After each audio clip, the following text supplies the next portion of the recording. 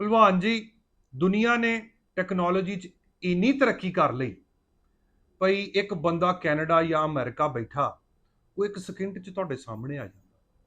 ਪਰ ਸ਼ਊਰ ਮੁੱਕ ਗਿਆ, ਅਹਿਸਾਸ ਮੁੱਕ ਗਿਆ, ਬਰਦਾਸ਼ਤ ਮੁੱਕ ਗਈ, ਸ਼ਰਮੋ ਹਯਾ ਮੁੱਕ ਗਿਆ।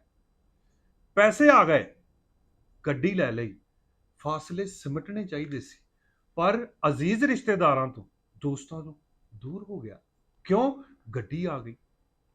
ਇਸੇ ਤਰ੍ਹਾਂ ਟੈਕਨੋਲੋਜੀ ਨੇ ਸਾਡੇ ਘਰਾਂ ਦੇ ਅੰਦਰ ਇੱਕ ਦੁਸ਼ਮਣ ਵਾੜ ਦਿੱਤਾ, ਔਰ ਉਹ ਦੁਸ਼ਮਣ ਕੀ ਹੈ? Mobile phone.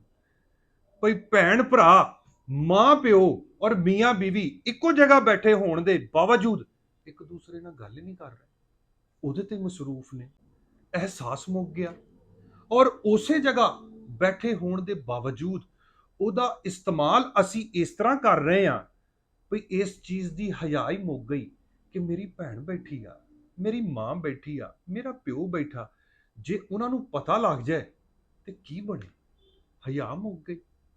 ਔਰ ਉਦੋਂ ਉਹਨਾਂ ਵੱਡਿਆਂ ਚੋਂ ਹੀ ਜੇ ਕੋਈ ਕਹਿ ਦੇਵੇ ਛੋਟੇ ਨੂੰ ਇੱਕ ਪਾਣੀ ਦਾ ਗਲਾਸ ਪਿਲਾ ਦੇ, ਤੇ ਉਹ ਇਦਾਂ ਉਹਨੇ ਵੱਲ ਨੂੰ ਘੂਰ ਕੇ ਵੇਖਦਾ ਵਾ ਜਿਸ ਤਰ੍ਹਾਂ ਕਿਸੇ ਕੋਈ ਬਹੁਤ ਛੋਟੇ ਬੱਚੇ ਨੂੰ ਦੇਖੀਦਾ। ਔਰ ਬਰਦਾਸ਼ਤ ਮੁੱਕ ਗਈ।